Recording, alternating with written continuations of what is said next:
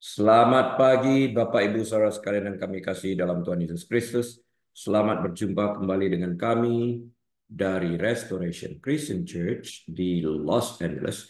Saya hari ini Gembala Sidang dan hari ini hari Minggu tanggal 12 Mei tahun 2024 dan hari ini kita merayakan Hari Ibu dan selamat Hari Ibu untuk semua ibu-ibu. Terima kasih untuk semua dedikasinya dalam mendidik anak-anak. Dan hari ini kita akan membahas sebuah topik yang saya beri judul hamba semua orang. Yang akan kita ambil dari 1 Petrus pasal yang kedua ayat 16 dan 17. Kita awali dengan doa. Tuhan Yesus, kami terima kasih untuk kebenaran firman-Mu yang pada saat kami aplikasikan memerdekakan kami. Tuhan Yesus, kami terima kasih berbicara kepada kami pribadi lepas pribadi, bukan hanya sekedar mengerti. Tolong bantu kami untuk menjadi pelaku yang proaktif dan aktif di dalam melakukan kebenaran firman-Mu yang memerdekakan kami. Terpuji Engkau saat ini sampai selama-lamanya. Di dalam nama Tuhan Yesus kami berdoa. Amin. Baik, Bapak, Ibu, Saudara sekalian, kita akan membuka Alkitab kita kepada 1 Petrus pasal yang kedua ayat 16 dan 17. Akan saya bacakan bagi kita sekalian. Hiduplah sebagai orang merdeka dan bukan seperti mereka yang menyalahgunakan kemerdekaan itu untuk menyelubungi kejahatan-kejahatan mereka. Tetapi hiduplah sebagai hamba Allah. Hormatilah semua orang, kasihilah saudara-saudaramu, takutlah akan Allah, hormatilah raja. Kita lihat ya, dia mulai hiduplah sebuah perintah sebagai orang merdeka. Tapi bukan menyalahgunakan kemerdekaan yang diberikan kepada kita untuk menyelubungi kejahatan-kejahatan yang terselubung di dalam hati kita. Dalam pengertian lain termasuk manipulasi. Memanipulasikan orang yang lemah, memanipulasikan orang yang kurang berpengalaman, dan sebagainya untuk mendapatkan keuntungan bagi diri sendiri, bagi organisasi, bagi apa saja di dalam hal ini. Ini jahat. Tuhan mengerti tentang hal ini. Dan kita harus memeriksa hati kita setiap hari agar tidak memanipulasikan orang. Karena manipulasi itu berasal dari hati yang kotor, hati yang jahat. Nah, saya akan awali terlebih dahulu dengan sebuah ilustrasi sebagai berikut. Robert K. Greenleaf adalah seorang pendiri Greenleaf Center for Servant Leadership, di mana pusat Greenleaf ini di mana mereka berpusat pada kepemimpinan yang berdasarkan pelayanan hati hamba, kira-kira begitu. Nah, pusat organisasi mereka ini ada di Amerika, di Indianapolis. Nah, Robert ini berkata, pemimpin yang besar mulanya terlihat sebagai pelayan. Dan kenyataan sederhana itu adalah kunci dari kebesarannya. Sebetulnya lebih tepat digunakan perkataan hamba bagi setiap orang. Akan saya jelaskan nanti di mana letak perbedaan antara pelayan dan hamba ini. 2000 tahun yang lalu, Yesus mengajarkan kebenaran itu kepada murid-muridnya dan dia pun memberi teladan akan hal itu. Sebagai anak Allah, dia, Yesus, telah diberi segala kuasa di surga dan di bumi.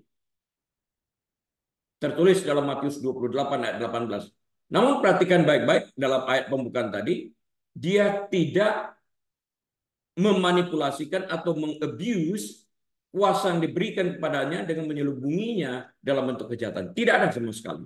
Ini contoh yang terbaik. Dia Allah, dia mempunyai kuasa untuk membunuh orang, memasukkan orang ke dalam neraka, tapi justru dia melakukan sebaliknya, dia mati untuk membayar upah dosa orang tersebut.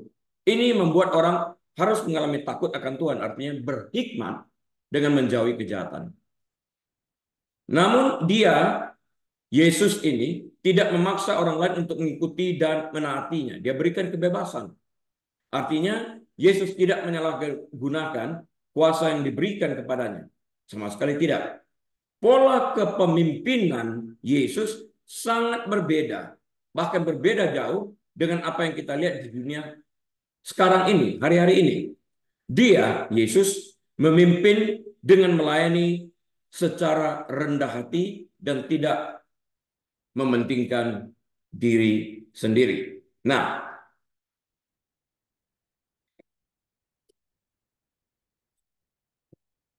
kepemimpinan menurut teladan Kristus adalah kepemimpinan yang lebih mempedulikan kebutuhan sesama daripada kebutuhannya sendiri. Menyenangkan mereka, menyemangati pertumbuhan rohani mereka. Harus diberikan perhatian. Dan kedekatan mereka dengan Allah. Artinya kita mendorong orang itu untuk lebih dekat kepada Allah. Memang tergantung dari pribadinya. Kita hanya dapat berusaha sejauh itu, sisanya tergantung dari orang. Di Amerika dikatakan we can lead a horse to a river, then it is up to the horse to drink or not to drink. Itu artinya memperlakukan sesama seperti Allah memperlakukan kita. Nah, adalah sebuah kebohongan jika kita mengatakan bahwa kita melayani sesama manusia seperti kita melayani Allah. Namun pada prakteknya kita tidak peduli dan tidak memberikan telinga kepada kaum lemah dan orang-orang kecil lainnya. Kita nggak peduli. Kita ignore, kita mengabaikan sesuatu yang seperti itu. Sehingga pertanyaannya itu adalah bagian dari mana dari Alkitab yang kita pegang. Kalau ini yang kita lakukan, nah kita hanya berpegang kepada firman yang mendatangkan keuntungan dan menyenangkan telinga kita. Tidak lebih daripada itu. Yang lainnya yang diperintahkan Allah kita abaikan. Kita tidak menghormati firman Allah itu sendiri. Pemimpin yang melayani dengan hati seorang hamba akan menuntun dengan lemah lembut, penuh perhatian. Bukannya menyuruh orang lain dengan kasar, memberikan ultimatum, menggertak, dan sebagainya. Ia tidak mendikte atau menuntut, tetapi sadar bahwa di hadapan Allah ia hanya pelayan. Pengertiannya hamba yang melaksanakan tugas. Tertulis dalam Lukas pasal 17 ayat 10 yang pada prinsipnya mengatakan, jika engkau telah melakukan segala sesuatu, hendaklah engkau mengatakan kami hanyalah hamba. Hamba yang tidak berguna, yang harus melakukan apa yang harus kami lakukan. Nanti akan saya jelaskan lebih lanjut. Entah apapun posisi kepemimpinan kita, kita tidak akan kehilangan harga diri kita apabila kita memberi diri kepada orang lain. Pelayanan yang lebih mementingkan orang lain adalah dasar dari kebesaran sejati. Hanya mereka yang telah belajar melayani yang pantas menjadi pemimpin karena mereka tahu apa artinya. Artinya di sini belajar melayani sebagai seorang hamba. Hamba itu adalah budak atau dalam bahasa Yunaninya doulos. Ketundukan ini di dalam hal ini. Nah, banyak hamba Tuhan yang merasa diri mereka layak diperlakukan secara khusus. Ya, kalau mereka menyebut diri mereka pelayan, mereka bisa menuntut macam-macam. Tapi kalau mereka melihat diri mereka sebagai hamba, tuntutan itu nol. Nggak ada lagi tuntutan di dalam hal ini.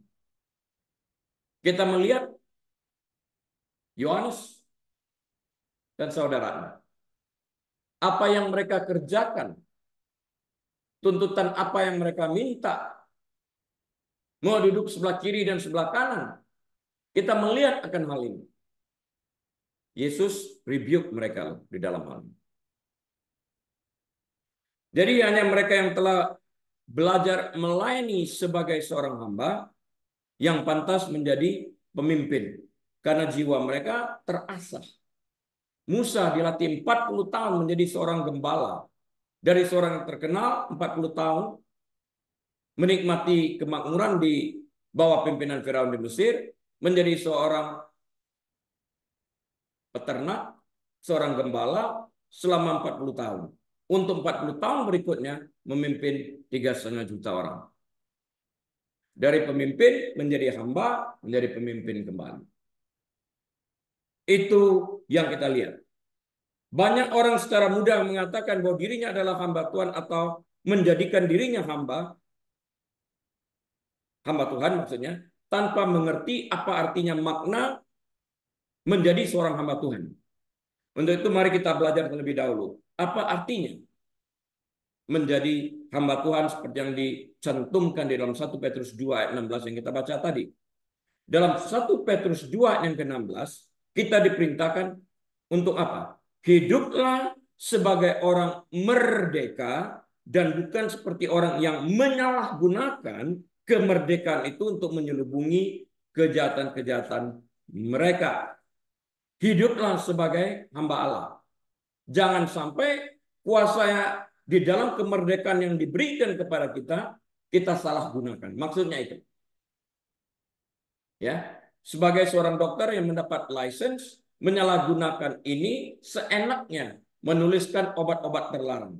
Atau bahkan menggunakan obat-obat tertentu yang menghasilkan side effect yang merugikan pasiennya. Ini nggak baik. Atau lawyer yang menyalahgunakan license yang diberikan kepadanya untuk mengintimidasi orang atau mengirim orang ke dalam penjara. Ini nggak baik. Rasul Petrus menggunakan perkataan hamba atau budak dalam hal ini yang dalam konteks aslinya berarti seseorang yang telah dibeli dan bekerja hanya untuk sang pemilik, sang majikan yang telah membelinya. Arahan ini diterapkan dalam konteks ketundukan yang spesifik kepada pihak berwenang dan konteks yang lebih luas dari kehidupan umat Kristiani di sisi kekekalan ini. Nah, meskipun orang-orang yang percaya kepada Yesus tidak lagi tunduk kepada hukum perjanjian lama, tidak tunduk kepada hukum Taurat, nanti Paulus juga mengatakan hal yang sama. Tujuan kebebasan kita bukanlah untuk melakukan dosa, tetapi untuk hidup sebagai hamba Allah, artinya hidup hanya untuk menyenangkan Allah dengan melakukan kehendaknya, karena kita telah dibeli dengan tunai oleh darahnya, dan dengan demikian kita menjadi miliknya sepenuhnya, karena kita harus hidup, karena itu kita harus hidup untuk memuliakan dan menyenangkan Allah dengan tubuh kita seperti yang tertulis dalam 1 Korintus pasal yang ke-6 ayat yang ke-20.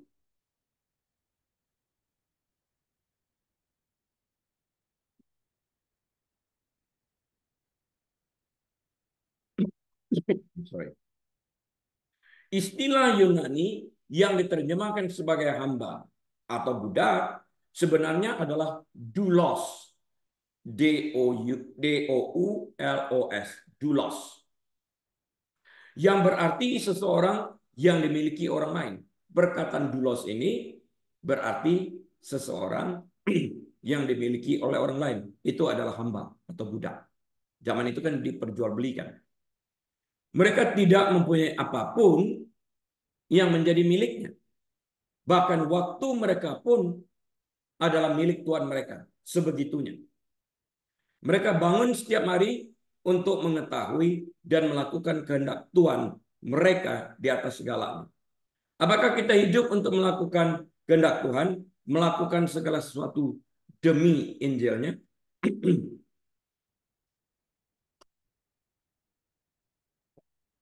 Hari-hari ini orang lebih cenderung menerjemahkan perkataan doulos sebagai pelayan. Perhatikan ini baik-baik. Mereka tidak ingin mempergunakan perkataan doulos dalam arti sesungguhnya, hamba atau budak ini. Mereka menerjemahkannya sebagai pelayan dan ada orang-orang mengatakan ini lebih cocok. Iya, karena menyenangkan daging. Namun perkataan pelayan itu sendiri memiliki pengertian sukarela. Dengan demikian seorang pelayan masih memiliki hak jika ia tidak suka. Dulu disebut pelayan rumah tangga. Itu pekerjaan itu didaftar atau sukarela. Pelayan restoran istilah bahasa Indonesianya. didaftar secara sukarela. Kalau budak diperjualbelikan, nggak ada hak. Dibeli berikut waktu. Jadi mereka nggak punya waktu. Waktu yang ada itu milik Tuhan mereka, sehingga mereka dapat diperintahkan sesuka hati Tuhan mereka. Jadi pengertian pelayan itu sendiri tidak memiliki pengertian sesungguhnya dari asal kata aslinya dalam bahasa Yunani, yaitu doulos tadi. Pengertian doulos ini tertuang dalam Lukas pasal yang ke-17 ayat 10. Saya bacakan. Lukas 17 ayat 10. Ini penting banget. Demikian jugalah kamu. Apabila kamu telah melakukan segala sesuatu yang ditugaskan kepadamu, hendaklah kamu berkata, kami adalah hamba-hamba, pengertian budak, doulos, yang tidak berguna. Kami hanya melakukan apa yang kami harus lakukan. Ini pengertian hamba yang tertuang dalam Lukas 17 ayat 10. Bukan pelayan ini. Hamba, budak, doulos. Perumpamaan tentang hamba yang tidak berguna berakhir ketika Yesus melengkapi pengajaran tentang kepemimpinan. Para murid perlu berhati-hati untuk menghindari godaan seseorang untuk berbuat dosa, menghadapi orang yang berbuat dosa, dan mengampuni orang berdosa yang bertobat. Tertulis dalam Lukas 17 ayat 1-4. Nah, mereka perlu percaya bahwa sekecil apapun iman yang mereka miliki, namun iman tersebut cukup bagi Tuhan untuk melakukan perbuatan baik melalui mereka yang menyebut diri mereka sebagai hamba Tuhan tadi. Lukas 17 ayat 5-6. Nah, dan mereka perlu melayani Tuhan dengan rendah hati tanpa mengharapkan imbalan atau ucapan terima kasih. Lukas 17 ayat 7-10. Bayangkan, zaman dulu itu, kalau seseorang memiliki budak dan dia perintahkan budak tersebut untuk melakukan sesuatu bagi para handai talannya, bagi para kerabatnya, orang tersebut harus tunduk kepada perintah tuannya dan mereka tidak berhak meminta upah atau menuntut perkataan terima kasih atau menghormati mereka. Pengertiannya seperti itu di dalam hal ini. Tapi hari-hari terbalik, mereka mengganti menjadi pelayan. Dan mereka menuntut untuk mendapatkan perlakuan yang baik. Ini penyesatan dari kebenaran Alkitab. Sudah barang tentu juga orang-orang yang mengerti hamba Tuhan yang memiliki hati yang seperti ini, walaupun jarang tapi masih ada. Jangan sampai juga dimanipulasi oleh golongan-golongan tertentu yang melihat kebaikan hatinya, yang melayani dengan hati seorang hamba dan dipreteli, dimanipulasikan. Katanya hamba Tuhan, katanya ini dan itu. Mereka menuntut untuk mendatangkan keuntungan bagi diri mereka sendiri. Di sini terdapatnya boundaries. Ya, kita harus mengerti di dalam hal ini. Melayani dengan hati hamba dalam konteks hati hamba, dalam konteks budak ini sendiri. Sesuai dengan apa yang diperintahkan oleh Tuhan mereka, itu yang dikerjakan. Nantinya Paulus akan memberitahu jemaat di Roma bahwa manusia pada hakikatnya adalah budak dosa atau budak kebenaran. Nggak ada pilihan yang lain. Manusia itu budak dosa atau budak kebenaran. Nggak ada dua-duanya. Tertulis dalam Roma 6 atau tertulis ya benar dalam Roma 6 ayat 16 sampai 18. Ya. Jadi mereka adalah budak dosa atau budak kebenaran. Satu atau yang lain. Tidak bisa dua-duanya. Budak dosa atau budak kebenaran. Dia akan berkata kepada jemaat di Korintus dalam 1 Korintus 6 ayat 20, sebab kamu telah dibeli dan harganya telah lunas dibayar. Karena itu muliakan Allah dengan tubuhmu. Menjadi budak kebenaran dia berbicara karena sudah dibeli dengan darah Tuhan Yesus, dikuduskan menjadi budak untuk menjadi budak kebenaran. Karena itu tubuh kita harus dirawat untuk kebenaran ini. Kita tidak layak menjadi hamba Tuhan dalam keadaan kita yang terjatuh sebenarnya. Namun karena harga yang telah Yesus bayar di kayu salib dan status kita sebagai pembawa kabar Allah, pembawa gambar Allah, pembawa kabar sukacita, kita tahu bahwa Allah menganggap kita berharga. Kita harus menampilkan gambaran Allah yang sesungguhnya itu melalui tindakan kita, melalui perkataan kita. Sikap inilah yang harus kita miliki ketika melayani. Bukan hanya di gereja, tapi dimanapun kita berada. Karena Tuhan ada di mana-mana. Namun itu bukanlah akhir dari pekerjaan Tuhan. Yesus tidak mengidentifikasi kita sebagai hamba dan hanya berhenti di situ. Ada juga istilah hamba yang tidak berguna. Pernah kita bahas juga kan? Yesus juga menyebut kita sahabat selain daripada hamba. Yohanes 15 ayat 15.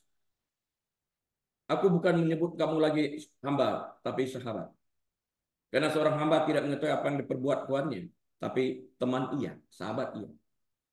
Allah Bapa menyelamatkan kita dari perbudakan dosa dan mengangkat kita sebagai anak-anaknya. Roma 8 ayat 15. Yohanes 1 ayat 12 mengatakan yang sama. Kepada orang percaya diberikan kuasa untuk menjadi anak-anak Allah. Karena kasih karunia-Nya, Allah akan membalas perbuatan baik kita pada saat penghakiman, di mana mahkota akan diberikan kepada semua orang percaya berdasarkan perbuatan baik mereka. Dan ini terjadi di Bema Seat, yaitu kursi penghakiman Kristus, the judgment seat of Christ. 1 Korintus 3 ayat 12 sampai 14. Nah, saya ingin untuk beberapa menit ke depan ini Anda memperhatikan dengan baik-baik perbedaan antara Bema Seat atau the judgment seat of Christ dengan the great white throne judgment atau penghakiman takhta putih besar. Saya menerima pertanyaannya lagi dan lagi. Kita kan sebagai orang Kristen juga diadili. Iya, kita diadili, tapi bukan diadili untuk melihat apakah kita masuk surga atau tidak, apakah kita sudah selamat atau tidak. Bukan. Pengadilan untuk orang Kristen bukan terjadi pada the great white throne judgment atau penghakiman takhta putih besar, tapi terjadi pada Bema Seat atau judgment seat of Christ, takhta penghakiman Kristus. Tempat penghakiman ini hanya khusus bagi orang-orang percaya, yaitu Bema Seat ini tadi, di mana orang-orang percaya ini, orang-orang Kristen ini sudah percaya pasti masuk surga. Nah, sekarang mereka diperiksa tentang perbuatan mereka untuk menentukan jenis mahkota apa yang akan diberikan kepada mereka. Istilahnya kalau dalam bahasa dunia di sini, dia dapat medali emas, medali perunggu, atau apa. Jadi jenis mahkota ini menentukan. Ada orang mengatakan, saya nggak peduli dapat mahkota, nggak mendapat mahkota. Sekarang kamu mengatakan demikian. Nanti setelah di sana berpikirnya beda. Aduh, orang melemparkan mahkota, aku nggak ada.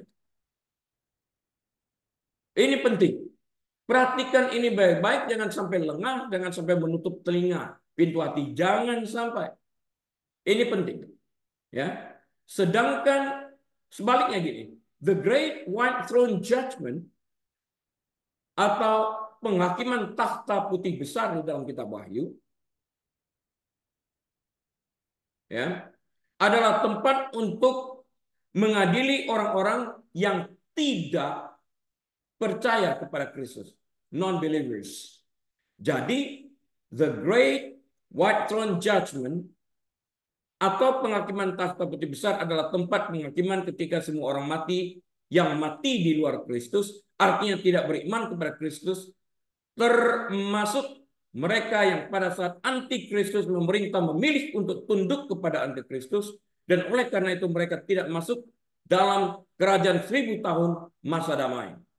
Karena mereka tidak bertobat dan tidak beriman kepada Kristus.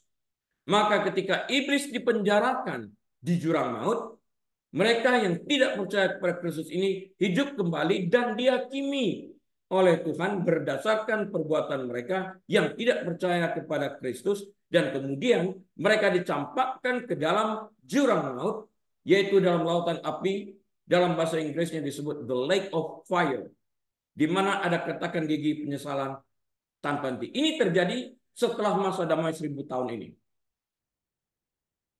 Ya, jadi penting diingat baik-baik perbedaannya itu.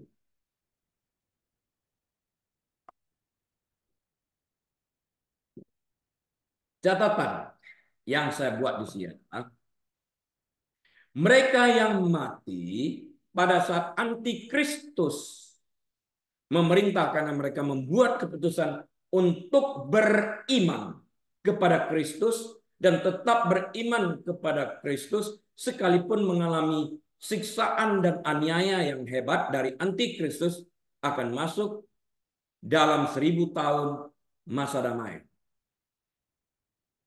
Iman mereka telah menyelamatkan mereka sehingga mereka tidak dicampakkan ke dalam lautan api. Cuma di dalam masa 1000 tahun itu mereka tidak ikut memerintah. Yang memerintah adalah mereka yang mati di dalam Kristus. Sebelum masa 1000 tahun ini terjadi, turun kembali ke dunia untuk memerintah bersama dengan Kristus. Memerintahkan orang-orang yang ini dalam masa antikristus yang masuk ke dalam masa 1000 tahun damai ini tadi. Meski begitu, ketika para murid berdebat tentang siapa yang terbesar, Yesus berkata kepada mereka, raja-raja bangsa-bangsa memerintah rakyat mereka dan orang-orang yang menjalankan kuasa atas mereka disebut pelindung-pelindung. Ayat 26, tetapi kamu tidaklah demikian, melainkan yang terbesar di antara kamu hendaklah menjadi sebagai yang paling muda dan pemimpin sebagai pelayan. Lukas 22 ayat 25 sampai 26. Yang di atas wajib melayani yang di bawah. Yang tadi saya katakan hamba Tuhan, namanya hamba tidak berhak menuntut perlakuan khusus. Kok kan hamba Tuhan layani aku? Enggak. Yesus katakan aku datang untuk melayani, bukan untuk dilayani. Mengharapkan perlakuan khusus oleh karena itu adalah hal yang tidak pantas bagi seorang hamba Tuhan. Dia harus mengatakan dalam Lukas 17 ayat 10, kami adalah hamba yang tidak berguna, yang melakukan apa yang harus kami lakukan sesuai dengan perintah Tuhan. Intinya, menjadi hamba Tuhan berarti mengakui Tuhan sebagai Tuhan kita dan mengabdikan diri kita untuk melayaninya. Hal ini berarti kita memilih menjadi budak kebenaran daripada menjadi budak dosa. Roma 6, 16, 18. Enggak bisa dua-duanya. Budak kebenaran atau budak dosa. Ya. Dalam Lukas juga Yesus jelaskan di sana, enggak bisa menyembah Tuhan dan menyembah Mamon. Enggak bisa. Tuhan kamu yang mana? Idenya adalah kita mengikatkan diri kita pada Tuhan dan jalannya. Sehingga kita tidak mau melakukan yang sebaliknya. Sebagai hamba dosa, kita pernah menuruti kecenderungan berdosa sebelum percaya kepada Kristus sebagai juru selamat. Namun sekarang kita adalah hamba Allah yang dipanggil untuk menjalani kehidupan yang benar. Kristus telah memerdekakan kita dari kutuk dosa dan untuk hidup sebagai Allah. Bayangkan, tidak ada Tuhan yang tidak melindungi hambanya. Tidak ada Tuhan yang tidak melindungi budaknya. Nggak ada. Tapi ada juga hamba budak yang berontak. Ada, walaupun tidak banyak pada zaman dulu. Kalau kita baca sejarah. Ya. Jadi aman kalau kita melakukan kehendak Tuhan. Kita bertaut kepada firman Tuhan tersebut. Kita itu aman. Dan aman banget. Nggak mungkin kita akan dibiarkan berjalan sendirian dan terhilang. Nggak mungkin. Dan juga tidak mungkin Tuhan membiarkan kita dilakukan sedemikian rupa tanpa Tuhan melindungi kita. Nggak mungkin. Dia pasti memberkati kita pada saat dan waktu yang tepat. Kita perlu setiap hari meneliti hati kita ini. Menjadi hamba Tuhan juga berarti hidup untuk memenuhi kehendaknya. Oke? Daripada mengejar proyek dan impian pribadi, kita mendedikasikan diri kita kepada proyek dan tujuan Tuhan. Kita bawa itu. Sehingga tujuan kita itu sesuai dengan tujuan Tuhan yang di-approve oleh Tuhan itu sendiri. You will be done. Kita doa itu kan.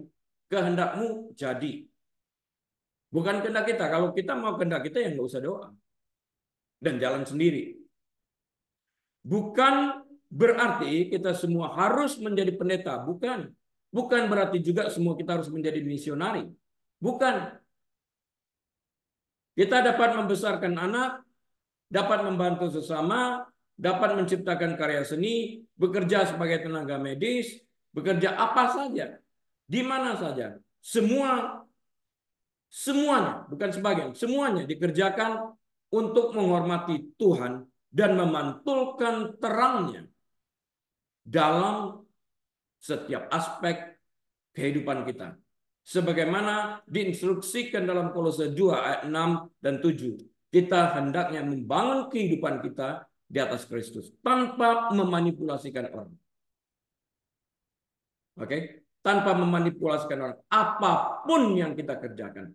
Kerjakanlah itu seperti untuk Tuhan sendiri dalam konteks yang sebenar-benarnya. Jangan sampai melihat orang kecil, orang lemah, orang tidak berpengertian, kita menutup telinga.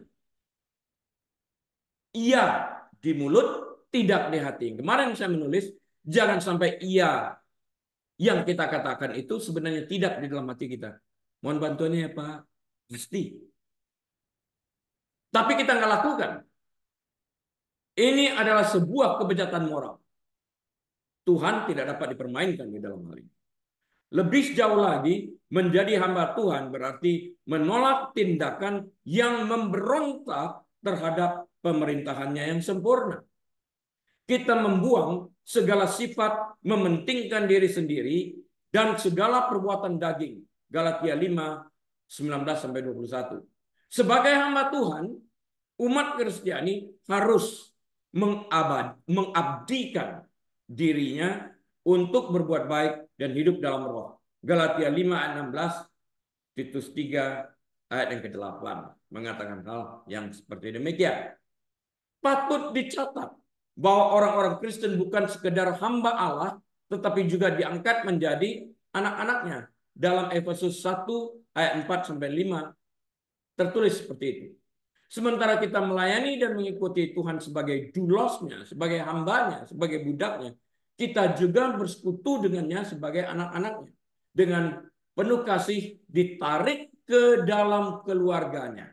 Dan kita bahkan berhubungan dengan Tuhan itu sendiri dalam konteks dia menganggap melihat kita sebagai temannya. Dia share segala sesuatu. Begitu dekatnya. Yohanes 15 ayat 13-15. Menamakan diri sebagai hamba Tuhan itu tidak mudah. Menerima titel itu tidak mudah. Namun apakah kita sungguh-sungguh mengerti apa artinya berada dalam posisi sebagai hamba Tuhan itu? Apakah kita hanya menjadi hamba bagi orang tertentu? Dengarkan pertanyaan ini. Apakah kita hanya menjadi hamba Tuhan bagi orang-orang tertentu, golongan-golongan tertentu? Karena posisi mereka orang penting dalam masyarakat, ya, orang dihormati dalam masyarakat, atau karena harta mereka dan memalingkan wajah dari mereka yang kurang beruntung. Jika ini yang terjadi, maka kita bukan hamba semua orang. Untuk itu mari kita pelajari kehidupan seorang hamba Tuhan yang berada dalam Alkitab, yaitu Paulus. Mari kita selidiki pertanyaan berikut ini. Apa maksudnya Paulus menjadikan dirinya hamba bagi semua orang?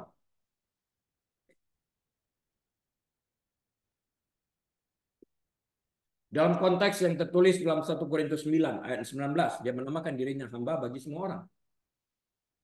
Rasul Paulus yang ingin melihat orang-orang Yahudi, bangsanya sendiri selamat dan masuk dalam kerajaan Allah. Roma 9 ayat 1-3, Roma 10 ayat 1.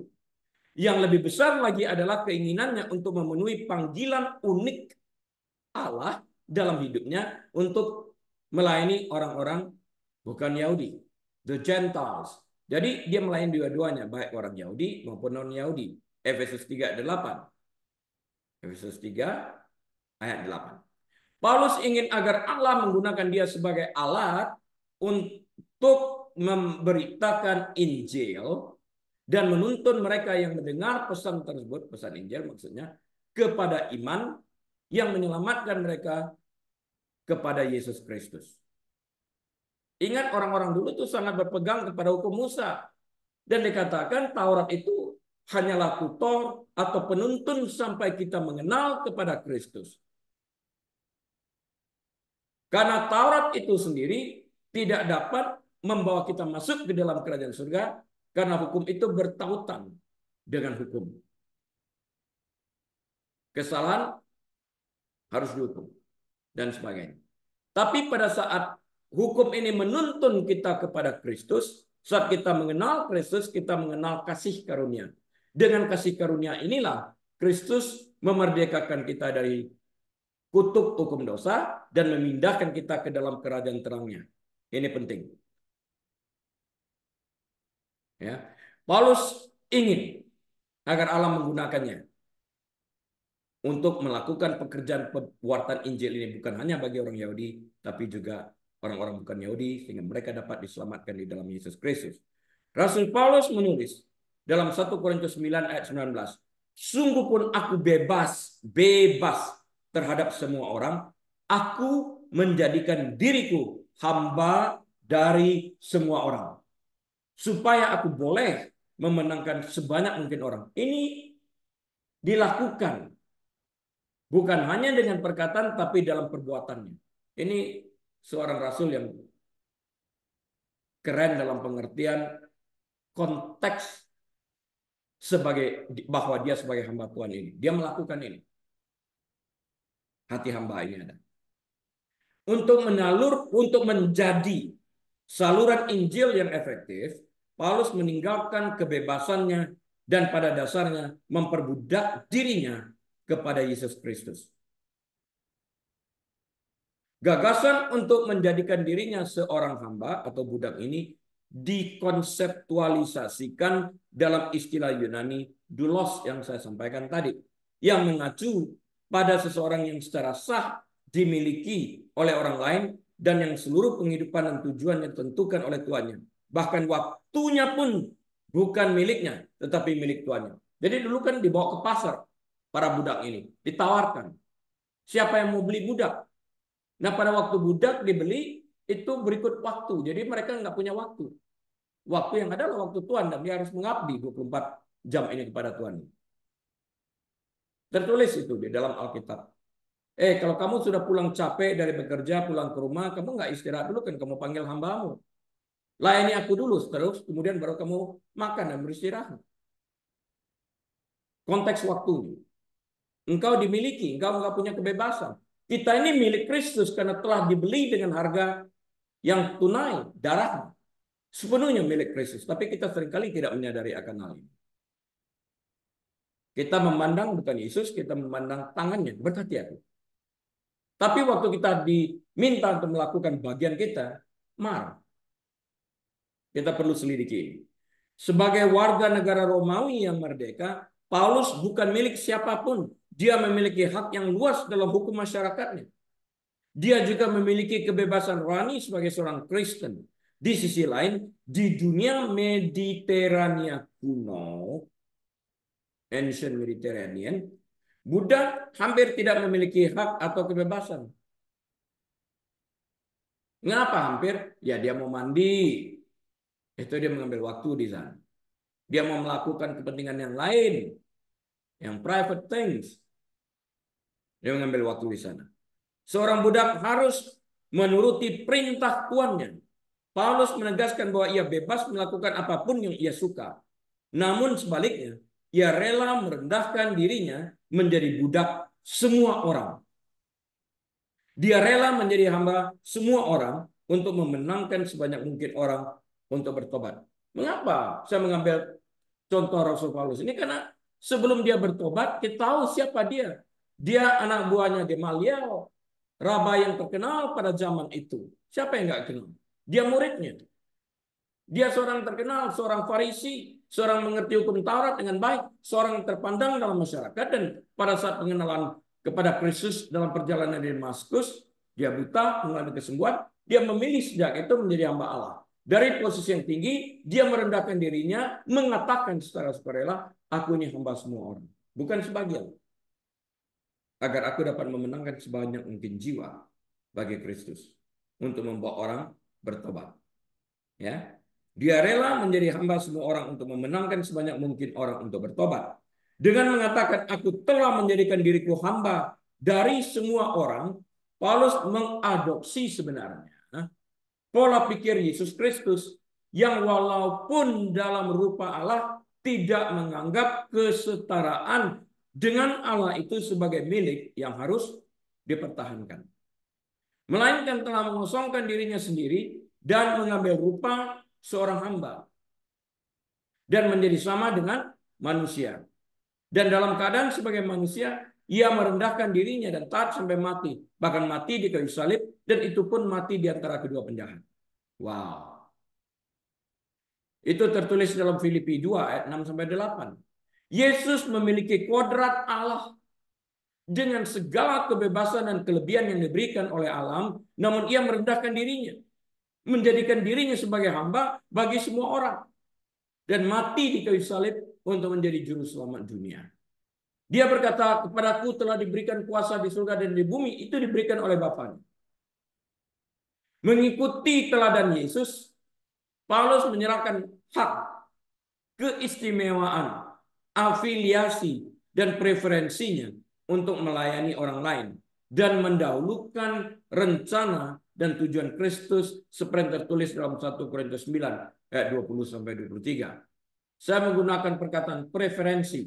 Pilihannya, dia bisa memilih yang lain, tapi instead dia memilih untuk menjadi hamba bagi semua orang. Demikianlah bagi orang Yahudi, aku menjadi seperti orang Yahudi. Perhatikan ini baik-baik ya. Saya ulang. 1 Korintus 9 ayat 20 sampai 23. Demikianlah bagi orang Yahudi, aku menjadi seperti orang Yahudi, supaya aku memenangkan orang-orang Yahudi. Bagi orang-orang yang hidup di bawah hukum Taurat, aku menjadi seperti orang yang hidup di bawah hukum Taurat, sekalipun aku sendiri tidak hidup di bawah hukum Taurat, supaya aku dapat memenangkan mereka yang hidup di bawah hukum Taurat. Ayat 21.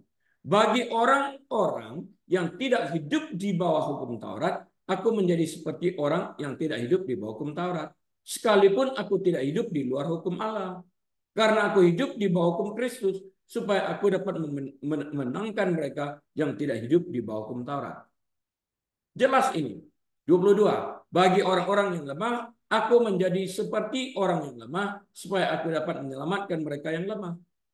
Bagi semua orang, aku telah menjadi segala-galanya, supaya aku sedapat mungkin memenangkan mereka, beberapa orang dari antara mereka. 23. Segala sesuatu ini aku lakukan karena Injil, supaya aku mendapat bagian dalamnya. Ya, itu tertulis dalam 1 Korintus 9 ayat 20 sampai 23 yang barusan saya bacakan bagi kita sekalian.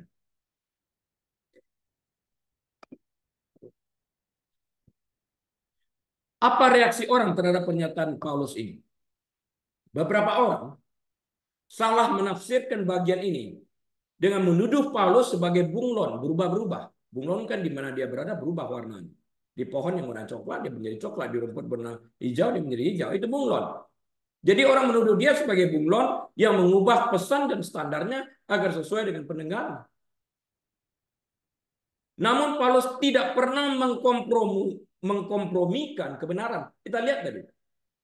Di tengah-tengah orang yang tidak mengikuti hukum Taurat, aku berlaku seperti itu walaupun aku tidak berada di luar hukum Allah. Dia katakan itu. Sebaliknya dia menyesuaikan pendekatannya. Ini penting. Menyesuaikan pendekatannya agar tidak menyinggung perasaan pendengarnya. Dia tidak akan memamerkan kebebasannya di hadapan orang-orang Yahudi atau menerapkan hukum kepada orang-orang bukan Yahudi. Dan ini banyak disalah tafsirkan hari ini juga.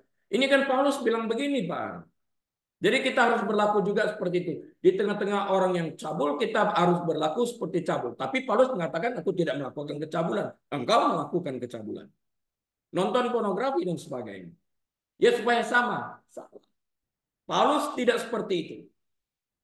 Jangan disalah artikan atau disalah baca. Jangan dihilangkan bagian-bagian yang penting ini. Ya. Tujuannya adalah untuk menghilangkan rintangan dari batu sandungan dalam penerimaan mereka terhadap Injil. Warren Wiersbe, penulis tafsiran Alkitab, menulis dalam The Bible Exposition Commentary volume 1, Victor Brooks, halaman 1996,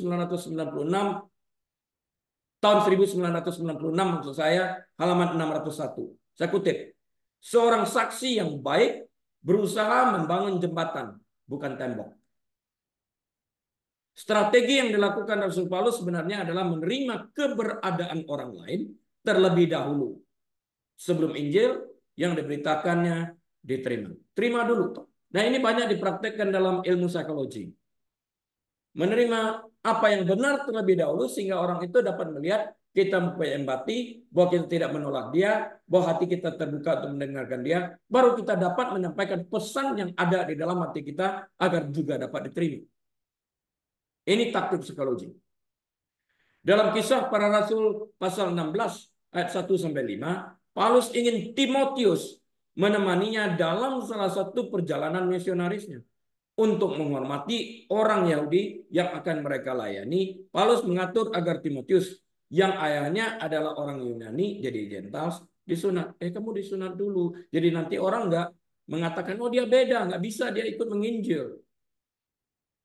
Para misionaris tidak ingin menghalangi Injil yang adalah kabar baik untuk disebar dan diterima seluruh wilayah. Untuk mencapai tujuan ini, Paulus dan Timotius menjadikan diri mereka hamba bagi semua orang. Oh, mereka begitu, udahlah kita menjadi seperti itu, kita terima mereka terlebih dahulu, mereka melihat kita menerima mereka, oh mereka bagian kita juga, mereka disunat juga. Ada persamaannya, sekarang kita boleh mendengarkan mereka.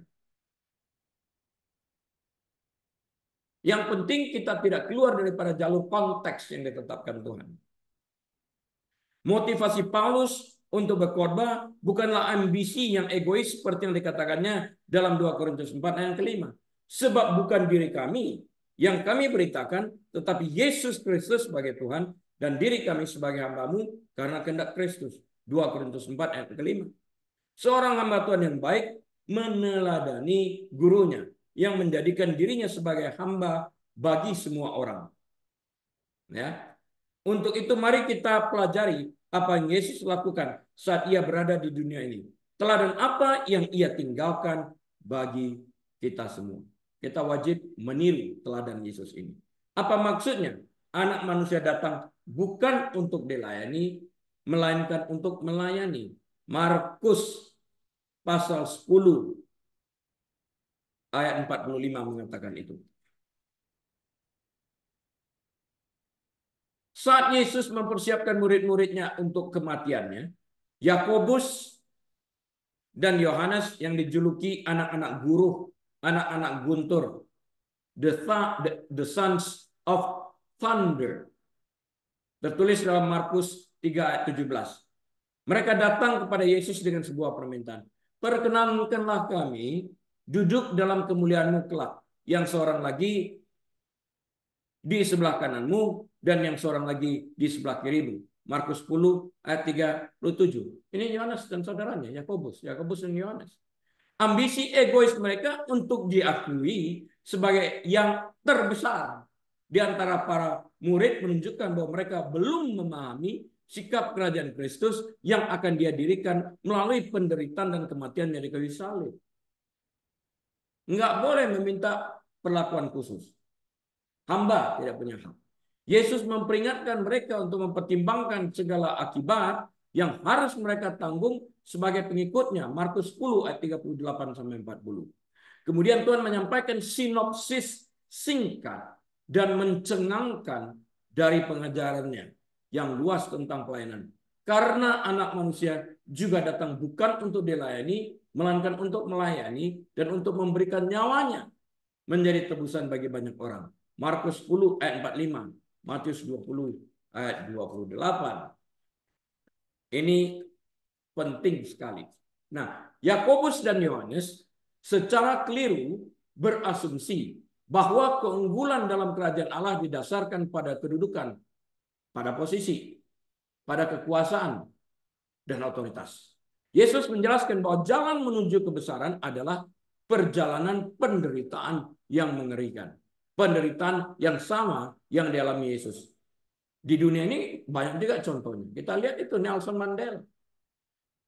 Di Vietnam dihancurkan, menderita, dikencingin saat dia di penjara. Tapi waktu dia keluar dari penjara menjadi seorang presiden, yang dikunjungi pertama adalah sipir penjara yang mengencingi dia itu. Orang itu ketakutan. Dia datang malah merangkul mengatakan dia datang bukan untuk menjebloskan orang itu ke dalam penjara, tapi untuk mengatakan secara terbuka sebagai presiden, memaafkan dia dan meminta agar dia tidak melakukan perbuatan yang sama atau mengulangi perbuatan yang sama. Ini hamba Tuhan yang benar.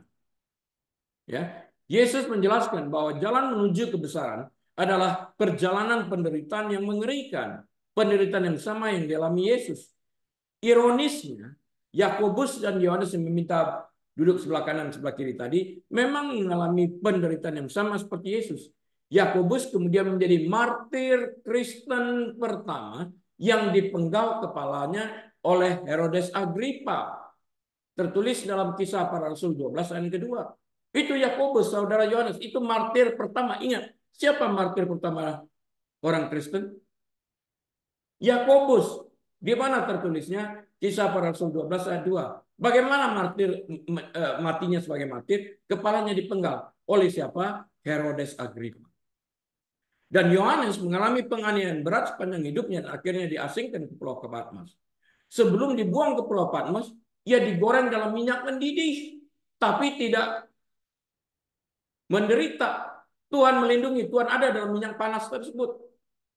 Dia dibuang ke dalam ke Pulau Patmos yang terasing. Di sanalah lahir kitab Wahyu. Jadi dia bukan hanya terbuang dan menyesali hidupnya, justru dalam keadaan keterbuangan itu dia ingat dia sebagai hamba Allah, mengabdi. Dia mendengarkan pesan Allah, dia berikan wahyu, dia menulis sampai akhir hidupnya dan menunjukkan jati dirinya sebagai hamba Allah yang sejati.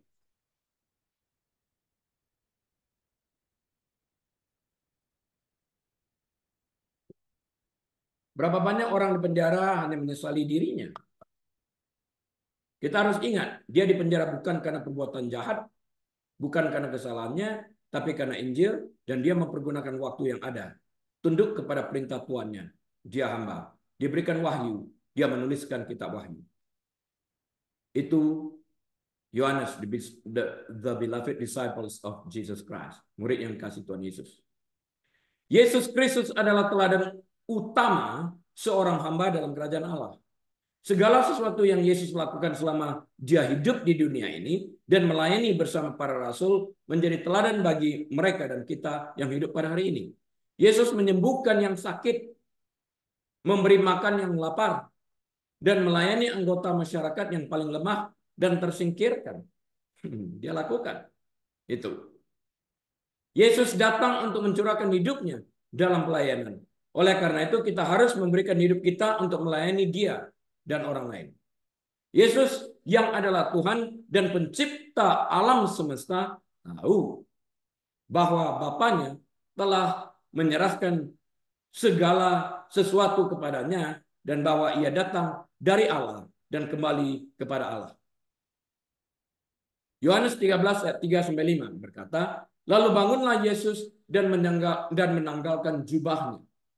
Ia mengambil selai kain lenan dan mengikatkannya pada pinggangnya. Kemudian ia menuangkan air ke dalam sebuah basi dan mulai membasuh kaki murid-muridnya. Lalu menyekanya dengan kain yang terikat pada pinggangnya itu. Petrus yang selalu emosional menolak pelayanan Yesus yang sederhana. Namun Yesus menjelaskan. Jadi dia menjelaskan ini ya di dalam Yohanes 13 ayat 14 dan sampai 17. Yohanes 13 ayat 14 sampai 17. Saya bacakan. Jikalau aku, maksudnya Yesus, membasuh kakimu, aku yang adalah Tuhan dan gurumu, maka kamu pun wajib saling membasuh kakimu. 15. Sebab aku telah memberikan suatu teladan kepada kamu, supaya kamu juga berbuat sama seperti yang telah kuperbuat kepadamu.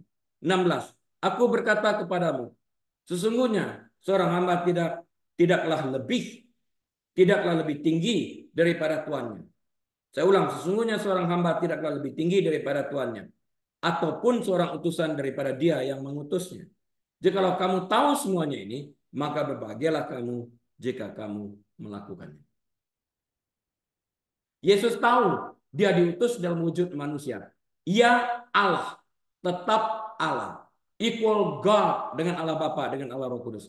Tapi sebagian diutus, dia menaklukkan dirinya kepada si pengutus. Kalau engkau manusia, diutus sebagai utusan negara, sebagai konsulat, sebagai duta besar, apakah engkau berhenti menjadi ayah? Apakah engkau berhenti menjadi ibu? Apakah engkau berhenti menjadi manusia? Enggak kan? Sama aja. Apakah Yesus berhenti menjadi Tuhan pada saat ia diutus dalam wujud manusia? Tidak. Dalam kerajaan Allah, kehebatan diukur dari sejauh mana kita bersedia melayani satu sama lain dengan rendah hati. Tidak ada seorang pun yang lebih pasrah untuk menjadi seorang hamba selain Yesus. Rasul Paulus menggambarkan kemerosotan tajam yang dialami Yesus ketika dia merendahkan dirinya datang ke bumi sebagai manusia dan hamba untuk melayani dan mati bagi kita. Dan tentang hal ini tertulis dalam Filipi 2 ayat 6 sampai 8. Yang walaupun dalam rupa Allah tidak menganggap kesetaraan dengan Allah itu sebagai milik yang harus dipertahankan, melainkan telah mengosongkan dirinya sendiri dan mengambil rupa seorang hamba dan menjadi sama dengan manusia. Dan dalam keadaan sebagai manusia, ia telah merendahkan dirinya dan taat sampai mati, bahkan sampai mati di kayu salib. Mengingat apa yang telah Yesus lakukan, tidak masuk akal jika para pengikutnya tersinggung atau merasa direndahkan ketika melakukan tugas-tugas yang sederhana, atau mungkin tidak terpandang dan bahkan tidak mendapat imbalan. Yesus meninggalkan kedudukan yang mulia di surga, namun dengan patuh menaati perintah Bapaknya dalam segala hal. Lukas 22 ayat 42, Yohanes 5 ayat 19, dan 1 Korintus 15 ayat 27, 28 dan sebagainya. Kristus, gembala yang baik, telah menyerahkan nyawanya bagi kita domba-dombanya. Jadi kita pun wajib menyerahkan nyawa kita untuk saudara-saudara kita. 1 Yohanes 3 ayat 16. Menjadi besar bagi kerajaan Allah tidak terletak pada status, posisi, kekuasaan, atau otoritas, melainkan pada karakter yang rendah hati dan seperti Kristus. Dalam The Bible Exposition Commentary yang ditulis oleh Warren Wiersbe, ia mengatakan, kita mendapatkan tahta dengan membayar dengan nyawa kita, bukan dengan bibir kita. Kita harus mengidentifikasi diri dengan Yesus Kristus dalam pelayanan dan penderitanya, karena dia pun tidak dapat mencapai takhta kecuali melalui salib. Volume 1 Victor Brooks tahun 1996 halaman 75. Saya simpulkan apa yang saya bicarakan ini. Yesus adalah raja dan hamba yang menderita bagi kita sekalian. Jika wakil tertinggi kita, anak manusia, datang bukan untuk dilayani, melainkan untuk melayani, maka kita juga harus melayani orang lain dalam posisi sebagai seorang hamba. Doulos, budak. Tidak peduli siapa kita di kerajaan Allah, apakah pemimpin yang paling terkemuka atau pembantunya yang paling tidak berarti sekalipun, kita harus berusaha untuk menjadi seperti Kristus, menunjukkan kerendahan hati dan pengabdian yang rela berkorban. Amin. Mari kita berdoa. Tuhan Yesus, hamba-Mu telah menyampaikan kebenaran firman-Mu, hamba-Mu berhenti berbicara, tapi Roh Kudus terus berkarya dalam kehidupan kami pribadi lepas pribadi. Biarlah kami disadarkan akan kebenaran firman-Mu, bahwa kami hamba dan kami harus mendengarkan. Tidak mungkin seorang hamba dapat mendengarkan dari jauh. Karena itu Yesus berkata, di mana aku berada, di situ pun hambaku harus berada. Agar pikiran kami hanya tertuju kepada Engkau. Mata kami tertuju kepada Engkau Tuhan.